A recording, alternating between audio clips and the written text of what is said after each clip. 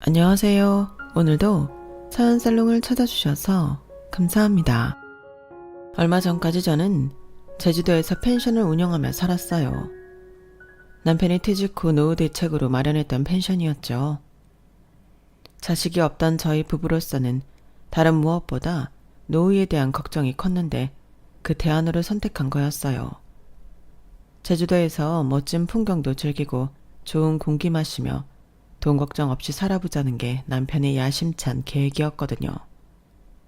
공기업에 다니는 남편은 당장 퇴직을 할 생각은 없었어요. 당장 고정 수입이 사라지면 아무래도 많이 힘들어질 것 같아서 펜션이 자리를 잡을 때까지는 2년 정도 직장 생활을 더 하기로 했던 거예요. 그런데 제가 완전히 속았지 뭐예요. 남편 놈은 애초에 직장을 그만둘 생각도 없었고 심지어 펜션을 구입한 적도 없었어요. 제가 24시간을 매달려 쓸고 닦고 손님을 상대했던 그 펜션이 우리 게 아니었다는 사실에 저는 망연자실했고 이후에 알게 된 경악스러운 상황에 이혼까지 결심하게 되었어요. 도대체 저희 부부한테 무슨 일이 있었는지는 지금부터 소상히 전해드리겠습니다. 20살 꽃다운 나이에 부푼 꿈을 안고 서울에 상경했던 저는 태어나서 처음으로 부모님 그늘을 벗어나 혼자 살게 되었어요. 원하던 대학에 합격해 드디어 혼자 살게 되었거든요. 가부장적이고 폭력적인 아빠 때문에 어릴 때부터 제 소원은 집을 떠나 사는 거였어요. 엄마 혼자 집에 두고 오는 게 미안하기는 했지만 그건 엄마의 선택이기도 했어요. 머리가 조금 큰 이후부터 저는 늘 엄마한테 아빠와 헤어지라는 얘기를 해왔지만 그때마다 엄마는 이런 말로 넘겼거든요. 다른 집 남자들은 좀 다를 것 같지? 다 똑같아. 그래도 네 아빠가 나쁜 사람은 아니야. 감정 조절을 잘못해서 욱하는 거지. 툭하면 자식들이 보는 앞에서 아내한테 손찌검하고 마음에 안 들면 위아래 안 가리고 화내고 물건을 집어 던지는 사람이 착한 사람이라고요? 저는요. 어릴 때부터 아빠 눈치를 안 보고 산 날이 단 하루도 없어요.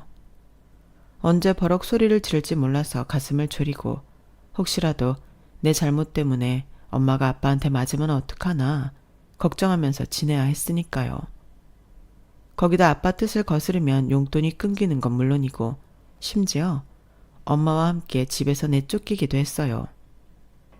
그러니 얼마나 집을 탈출하고 싶었겠어요. 제가 길을 쓰고 공부해서 고향을 떠나 서울에 있는 대학에 진학한 것도 바로 이런 이유 때문이었어요. 서울로 올라오고도 한동안은 혹시라도 아빠가 불시에 서울에 오시면 어쩌나 걱정을 하곤 했어요. 하지만 그런 걱정도 서울살이에 적응하느라 어느 순간부터는 사라져버렸어요. 지하철이 없는 지방도시에서 자란 저로서는 시간을 맞춰 도착하는 지하철을 타고 서울 시내 곳곳을 누비는 재미가 쏠쏠했어요. 노선에 따라 한강을 건너기도 하는데 그때는 한참이나 넋을 놓고 창밖을 바라보곤 했어요. 뿐만 아니라 새벽까지 영업하는 동대문 쇼핑몰과 다양한 이벤트가 많은 홍대를 찾는 재미도 있었어요. 저에게 있어 서울은 말 그대로 신세계 그 자체였어요. 거기다 난생 처음 소개팅도 하고 남자친구도 사귀게 되자 시간이 정말 후딱 지나가 버렸어요. 4년간의 대학 생활이 고3, 1년보다 짧게 느껴질 정도로 입학한 지 얼마 안 되는 것 같은데 벌써 졸업학기더라고요. 그러는 사이 몇 번의 연애도 하고 아르바이트로 돈도 조금 모았어요. 그 돈으로 뭘 하려고 모았던 건 아니었는데 결국엔 이 돈을 모은 게 신의 한 수가 되었어요. 어떻게 된 상황이냐면 졸업학기가 되자 취업 준비로 다들 바빠졌는데 저도 예외는 아니었어요. 그러던 어느 날 아빠가 지인 딸 결혼식에 참석차 서울에 오신 거예요. 당시 저는 학교 근처에 원룸을 구해서 살고 있었어요. 주말이라서 늦잠을 자고 아점으로 라면을 먹고 있었는데 초인종이 울린 거예요. 당시엔 남자친구랑 헤어진 상황이라서 찾아올 사람도 없는데 누군가 했어요. 그런데 문을 열어보니 아빠가 떡하니 서 계시지 뭐예요. 순간 저도 모르게 몸이 경직되는 걸 느꼈어요. 아빠 그늘을 떠나 산지 4년이 다 되어 가는데도 여전히 아빠는 제게 있어서 두려움의 대상이었거든요. 기집애가 하고 사는 꼴이 이게 뭐냐? 하루 종일 퍼질러 자고 이제야 일어난 거야? 예비는 이 학비 대느라 뼈 빠지게 일하고 있는데 졸업이 코앞인 놈이 잠이나 퍼자고 잘하는 짓이다. 너 이럴 거면 당장 집으로 내려와.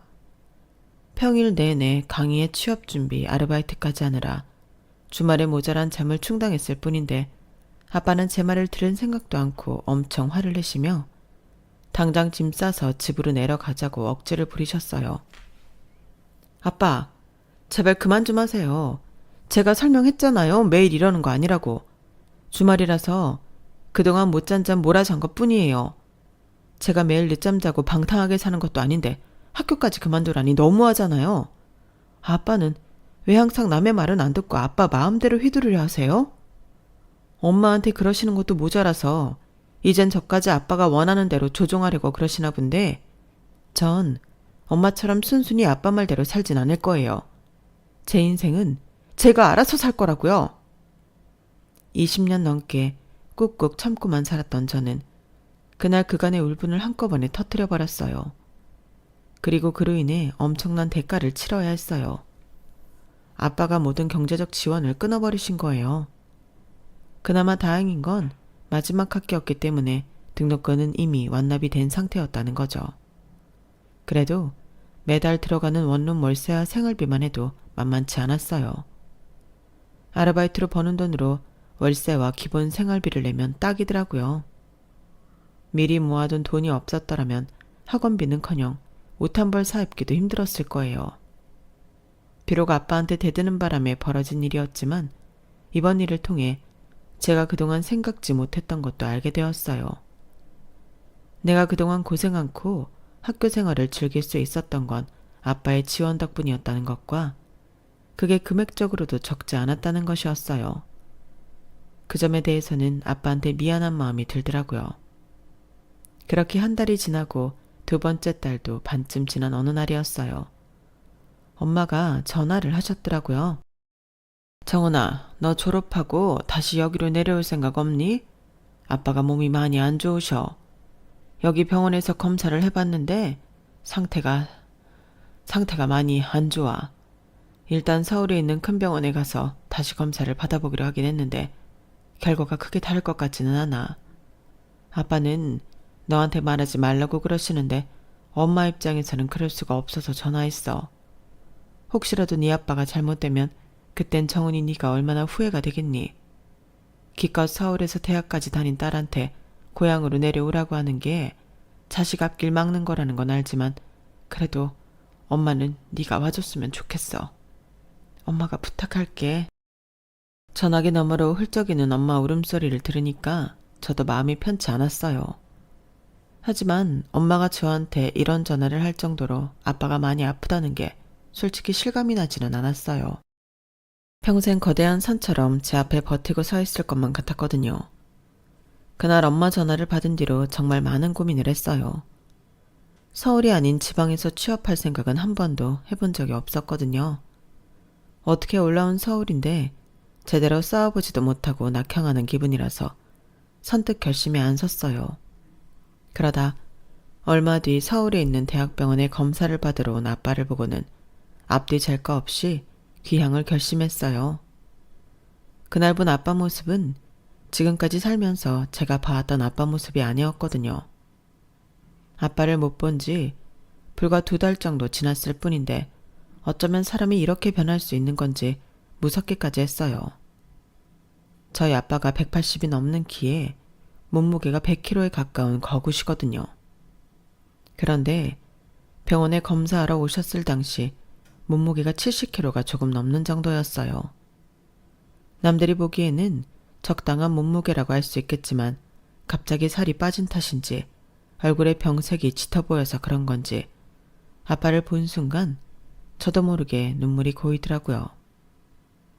예전 같으면 저를 보고 버럭 소리부터 질렀을 아빠였지만 기운이 없어서 그러신 건지 병으로 마음이 약해져서 그러신 건지 그저 저를 물끄러미 바라보기만 하셨어요.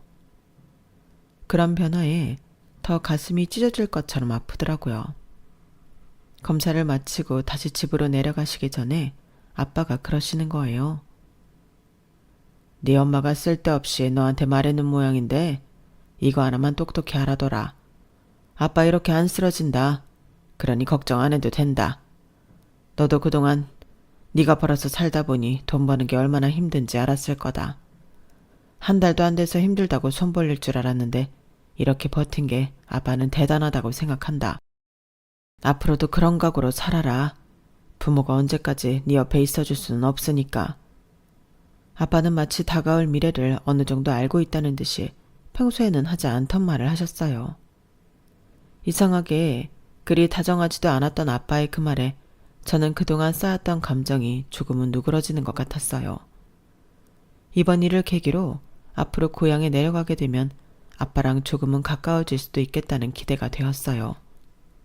그런데 그날 아빠의 말이 마지막 유언이 되고 말았지 뭐예요. 검사 결과가 나오기도 전에 아빠가 세상을 떠나셨거든요.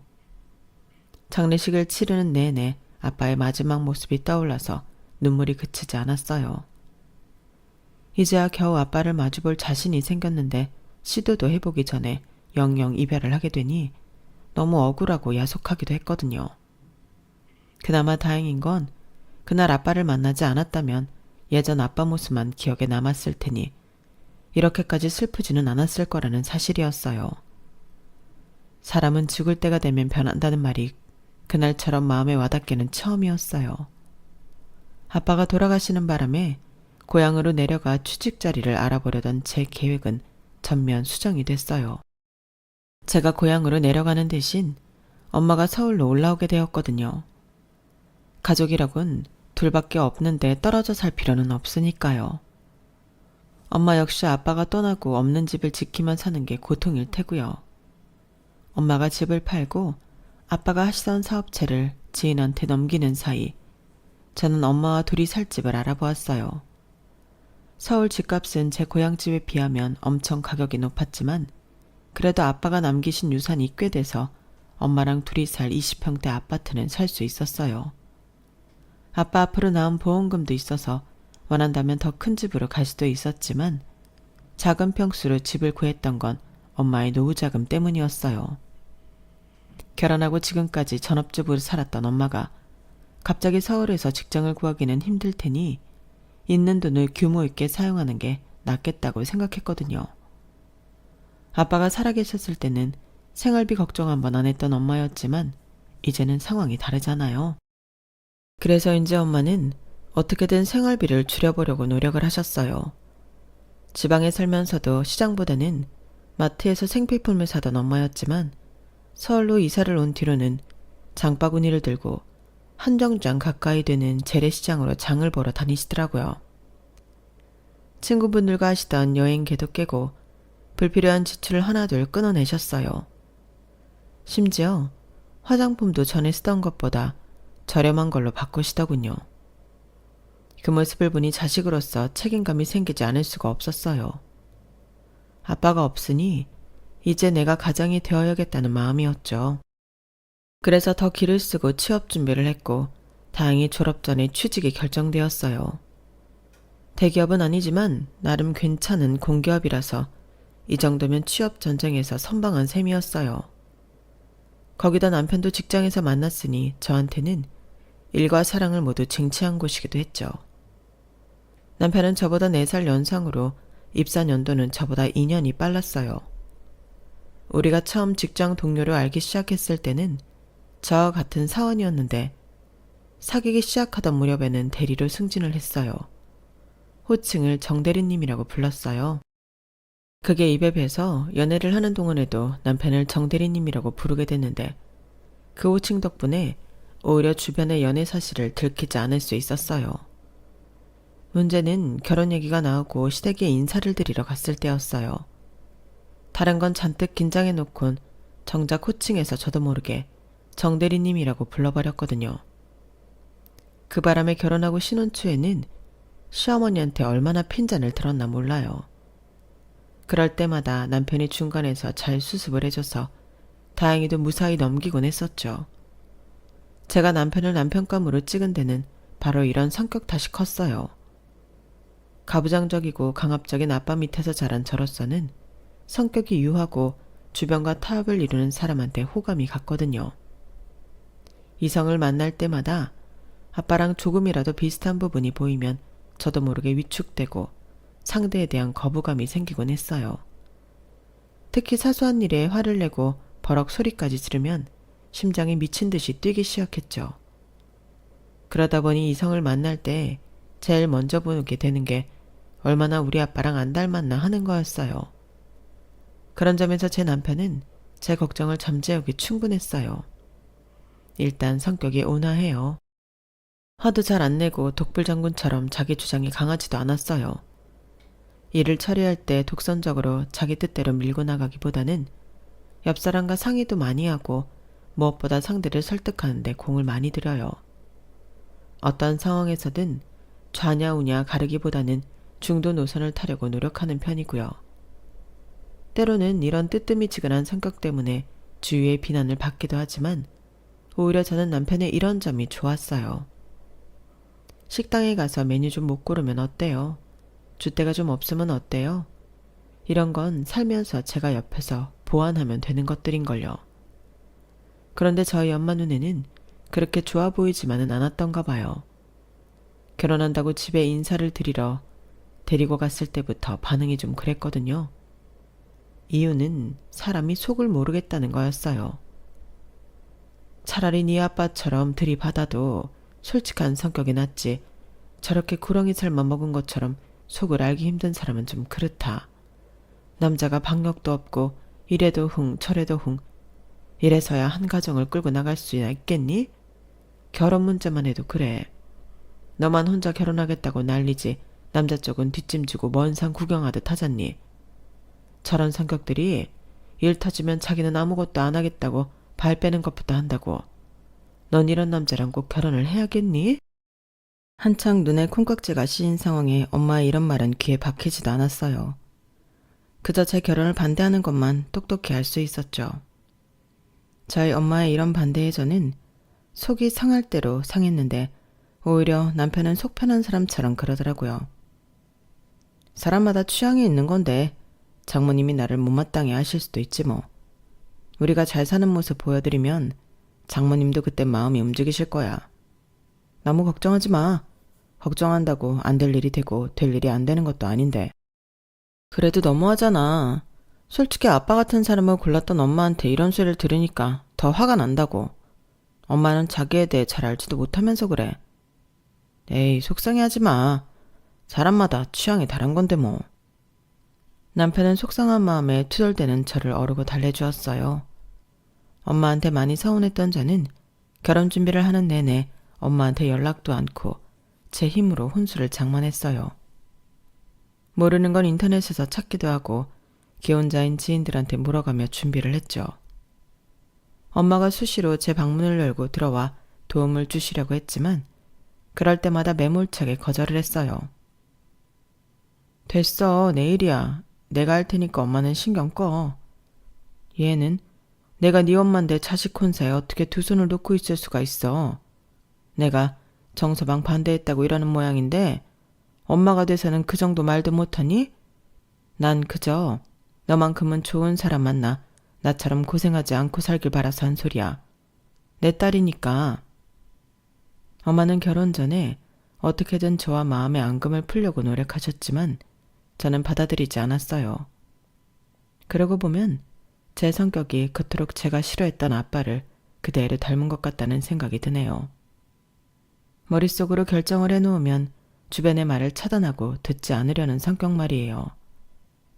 결국 엄마와 화해도 하지 않은 상태로 저는 결혼을 했고 한동안은 엄마와 소원하게 지냈어요.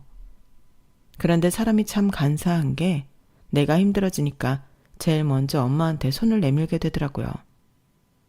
결혼을 하고 2년이 지나도록 애소식이 없자 조금씩 시댁에서 압박이 들어왔어요. 애가 안 생기는 게 마치 제 탓인 것처럼 몰아세웠는데 속상해서 어디다 하소연이라도 하고 싶더라고요. 그래서 엄마한테 전화했더니 웃기는 사람이네. 애는 뭐 여자 혼자 갖는다니? 그리고 아직 결혼한 지 2년밖에 안 됐는데 왜 그렇게 사람을 달달 볶아? 내 말이 누가 보면 내가 애 못 가진 지 10수년은 된 사람인 줄 알겠다니까? 너무 애 안 생긴다고 신경 쓰고 그러지 마. 마음이 편해야 자연적으로 애도 들어서고 그러는 거니까. 그나저나 정서방은 잘 지내고? 그이야 뭐 잘 지내지. 엄마 미안해. 이럴 때만 엄마한테 연락해서. 얌체 같은 짓인 건 알지만 어디에 툭 터놓고 하소연할 데가 없더라고. 부모 자식 간에 뭐 이깟 걸로 미안하니? 그런 생각은 하지도 마. 앞으로도 속상하는 일 있으면 엄마한테 전화해. 다른 사람도 아니고 내 딸 고민도 못 들어주겠니? 네가 정 애 문제로 걱정되면 잘 아는 한약방에 연락해 약 지어줄 테니까 필요하면 언제든 말하고. 알았지? 엄마랑 통화를 한 뒤에야 어느 정도 마음의 안정을 찾았던 저는 얼마 뒤 걸려온 시어머니 전화에 또다시 스트레스를 받게 되었어요. 야, 너는 통애는 안 가질 생각이니? 혹시 몸에 이상이 있는 건 아니고? 다른 집들은 애가 안 생기면 친정부모가 나서서 한약도 지어 먹이고 사방팔방으로 임신에 좋다는 걸 찾아다 먹인다는데 너희 친정에서는 안 그러니? 난 우리 큰딸이 처대 가졌을 때 입덧이 심해서 밥을 통 못 먹길래 전국 팔도 다 뒤지고 다녔다. 적어도 부모라면 그 정도 정성은 있어야지. 자식 결혼식 때도 내내 뚱한 표정으로 있더니만 혹시 이 결혼이 마음에 안 들어서 여짓 그러시는 건 아니지? 아니에요. 엄마가 해주신다는 걸 제가 싫다고 한 것뿐이에요. 그리고 결혼한 지 2년밖에 안 됐잖아요. 병원에서도 아직은 그렇게 걱정할 단계는 아니라고 그랬어요. 그이도 저도 딱히 몸에 이상이 있는 것도 아니니까 기다려보라고요. 다 때가 되면 애도 생기고 하겠죠. 하이고 속 편한 소리 하고 있다. 엄마는 뭐 아무나 되는 줄 아니? 박복한 여자들은 금은보화를 써도 못 갖는 게 자식인 거야.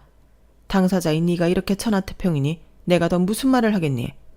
아휴. 그렇게 시작된 어머님의 손주 타령은 해가 갈수록 거세졌고 그렇게 4년이 지나가자 급기야 제 손을 잡고 불임 클리닉까지 가셨어요. 어머님의 닭달에 시험관 시술도 수차례 받고 애가 들어선다는 한약도 수없이 먹었지만 이상하게 아이는 생기지 않았어요. 남편도 저도 몸에는 이상이 없다는데 왜 이렇게 임신이 안 되는 건지 정말 미치고 팔딱 뛰겠더라고요. 어느 순간부터 제 인생의 최대 고민은 아이 문제가 되었고 남편과 그 문제로 다투는 날이 늘어갔어요. 어떻게든 애를 가지려고 노력하는 저와는 달리 남편은 너무 천하태평이었거든요. 당신 오늘이 무슨 날인지 알아? 내가 지난주부터 말했잖아. 무슨 일이 있어도 오늘은 술 먹지 말고 일찍 들어오라고. 그런데 지금이 몇 시야? 난 애 문제로 어머님한테 그렇게 시달림을 받고 있는데 어쩌면 당신은 남의 집 일 보듯 나 몰라라고 있는 거냐고. 에이, 안 생기는 애가 이런다고 생기겠어? 자식 문제는 하늘에 맡겨야지. 당신도 너무 초조해하지 마. 애도 생길 때가 되면 생기겠지. 결혼 전에 제가 마음에 들어했던 남편의 성격이 이런 상황에 내 복장을 터지게 할 줄 누가 알았겠어요. 왜 우스갯소리로 아내가 샤워하는 소리가 들리면 남편들은 잠자는 척을 한다고 하잖아요. 제 남편이 딱 그랬어요. 기껏 배란 일에 맞춰서 뭔가 해보려고 하면 귀신같이 알고는 초저녁부터 잠들어 버리기 일쑤였어요. 아니면 약속도 없던 사람이 누구랑 마셨는지 술을 진탕 마시고 새벽녘이 돼서야 집에 오고 말이죠. 그렇게 1년 2년이 지나는 사이 우리 부부 사이는 복구가 안 될 정도로 악화되었고 한 집에 사는 동거인 그 이상도 이하도 아닌 관계로 지내게 되었어요. 방도 따로 쓸 정도였으니까요. 결혼하고 얼마 안 돼서 남편이 부서로 옮겼기 때문에 직장에 출근해서도 얼굴 보기 힘든 상태라 말만 부부지 정작 얼굴 마주하고 있는 시간은 그리 길지 않았어요. 이런 상태라면 언제 이혼을 해도 이상하지 않을 정도였어요. 그렇다 보니 결혼기념일도 거의 그냥 넘기기 일쑤였고요. 그런데 결혼 7주년 기념일을 앞두고 남편이 결혼기념일 날 외식을 하자고 그러더라고요. 예상치 못한 제안이었지만 그래도 잊지 않고 기념일을 챙겨주는 남편한테 고마웠어요.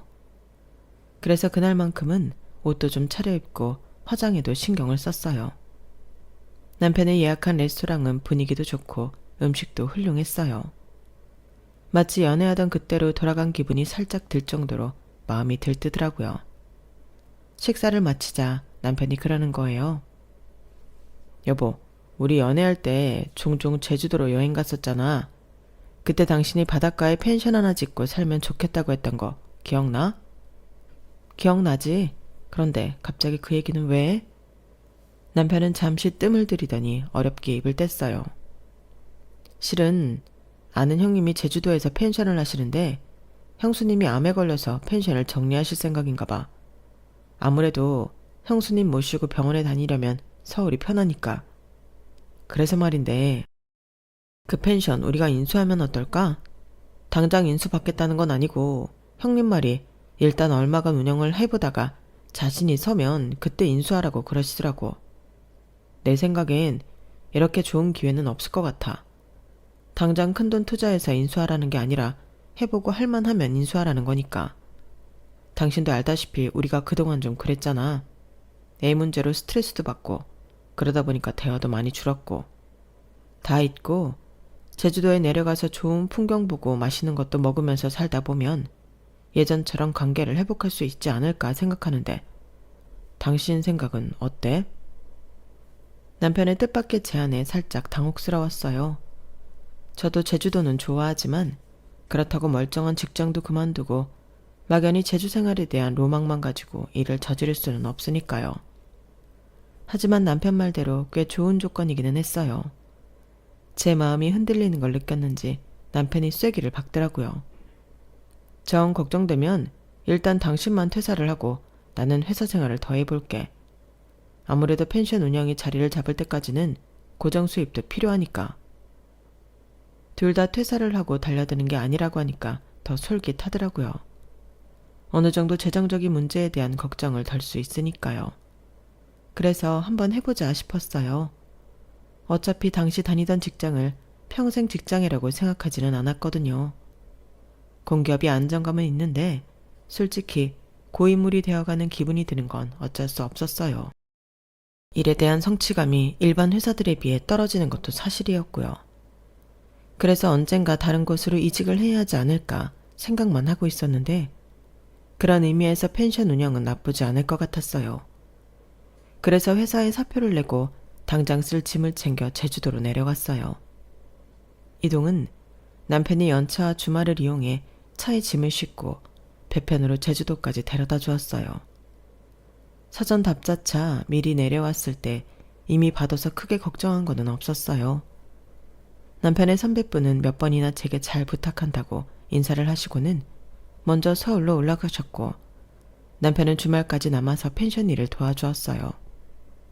예약 플랫폼은 이미 구축돼 있어서 예약 확인과 손님들의 문의 응대에만 하면 됐어요.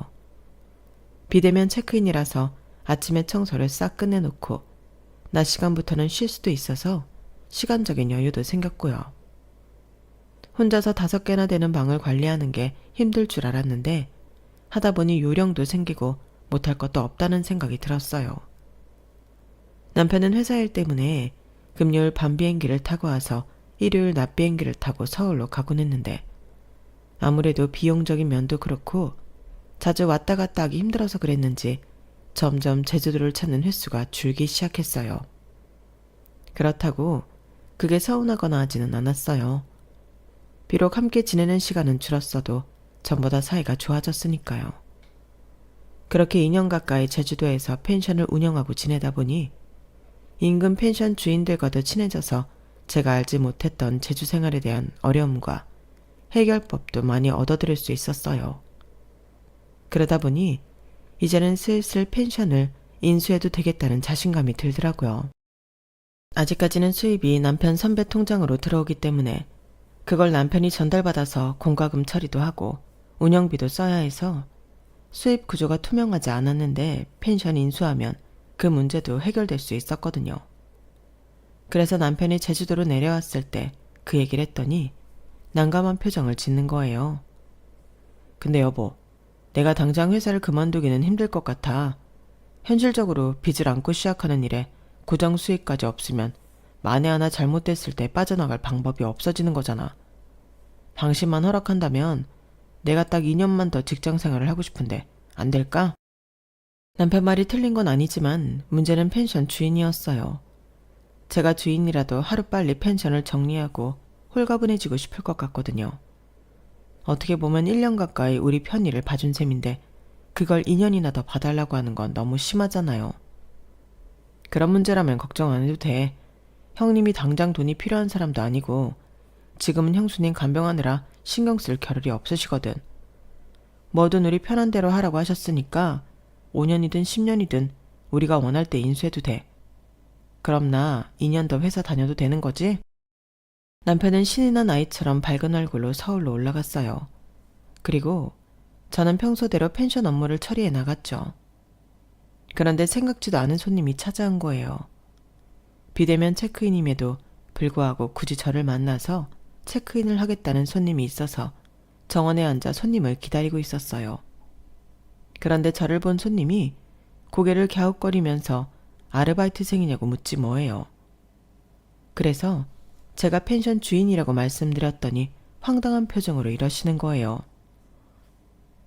우리한테 인수받겠다고 했던 분은 아닌 것 같은데 실례지만 누구세요? 네? 그게 무슨 말씀이세요? 알고 보니 이 손님은 불과 1년 전까지 이 펜션을 운영해왔던 진짜 주인이었더라고요. 젊은 부부한테 펜션을 넘기기로 하고 1년 동안 세계 여행을 하고 돌아오셨는데 깜짝 이벤트로 직접 숙소에 예약을 하고 펜션을 찾아주신 거더라고요. 그러니까 남편이 말했던 아는 형님이 바로 이분들이었던 거예요. 정확히는 아는 형님이 아니라 생판 모르는 남이었지만요. 남편이 제게 말했던 대로 이분들은 새로 펜션을 인수하겠다고 나선 사람들한테 1년간 임시로 펜션을 맡긴 상태였어요. 한마디로 제가 알고 있던 상황이 다 거짓이었던 거예요. 제 남편이 거짓말을 한 건지 아니면 선배라는 사람이 우리 부부를 속인 건지는 알 수 없었지만요. 그런데 이어진 상황을 보고는 나를 속인 인간이 누군지 똑똑히 알 수 있었어요. 이 사진 좀 보세요. 우리가 펜션 맡기고 떠나던 날 이 마당에서 찍은 사진이에요. 이쪽이 새로 펜션을 인수하기로 한 부부고요. 순간 머리를 망치로 때려 맞은 것처럼 딩 했어요. 사진 속에는 내 앞에 중년 부부와 더불어 제 남편과 저랑 같은 부서였던 여직원이 나란히 서 있었거든요. 젊은 사람들이 어찌나 금실이 좋던지 하도 예뻐서 우리가 가격도 많이 깎아주기로 했다니까요. 부부가 공기업에 다니고 있어서 신원도 확실하고 특히 남편분이 사교성도 좋고 일처리도 확실해서 믿고 펜션을 맡기기로 한 거예요. 매달 수입이 찍히는 것도 그렇고 손님들 후기가 좋은 걸 보니 운영을 잘하고 있는 것 같아서 3개월 차부터는 월급도 올려줬는데 아니 어떻게 사람을 이렇게 감쪽같이 속일 수가 있어요? 그런데 그쪽은 정확히 누구인 거예요? 그 말에 온몸에 피가 빠져나가는 기분이었어요. 그러니까 이 인간들이 지금까지 저를 속인 것도 모자라 공짜 일꾼으로 부려먹고 있었다는 얘기였으니까요. 그 자리에서 휘청거리는 저를 보자 중년 부부는 설을 부촉해 안채로 데려다 주었어요. 그리고 저를 통해 이 남자의 본보인이 저고 이 옆에 여자는 직장 동료라는 얘기를 듣고는 저보다도 더 놀라시더라고요. 세상에, 그러면 우리가 불륜 커플한테 펜션을 맡긴 거란 소리예요? 아니 어떻게 인간들이 그럴 수가 있대? 멀쩡한 부인을 두고는 직장 동료랑 바람을 피우는 것도 모자라 속여서 일까지 부려먹어? 거기다 그쪽은 지금까지 우리가 보낸 월급도 못 받았다는 거죠. 아이고, 어쩜 이런 쓰레기 같은 것들이 다 있냐? 내가 내일 모레면 환갑인데 이런 경우는 난생 처음이에요. 우리가 말 않고 몰래 와봤으니 망정이지 연락하고 왔더라면 이 인간들이 또 어떻게 속였을지 모르리잖아. 안 그래도 얼마 전에 연락을 해서는 당장 인수하기는 힘들 것 같다고 고용인으로 좀 더 일해도 되냐고 그러더니 이런 짓거리를 하느라 그런 거였네. 그래서 뭐라고 하셨어요? 우리와 그래주면 더 좋다고 그랬죠. 사실 1년 여행 다니며 쉬다 보니까 다시 일하기 싫어지더라고요. 매달 따박따박 돈도 들어오겠다. 신경 쓸 필요도 없으니까 얼마나 좋아. 그런데 세상에 젊은 사람이 어쩌다 그런 인간들한테 속아서 이런 일을 당했대요. 혹시 우리 도움이 필요하면 언제든지 말해요. 우리가 법정에 가서 증언도 해줄 테니까. 그러니 이대로 쓰러지지 말고 이 악물고 싸워요. 전주인 아주머니 말 맞다나 저도 이렇게 물러날 생각은 없었어요. 그래서 엄마 친구분 도움을 받아 실력 있는 이혼 전문 변호사를 선임했어요. 그리고는 바로 남편과 내연녀의 뒷조사에 들어갔죠. 두 인간이 만나기 시작한 건 벌써 4년 가까이 됐더라고요. 제가 제주도에 내려온 이후로는 아예 살림을 합쳐서 부부 행세를 하며 살고 있었어요.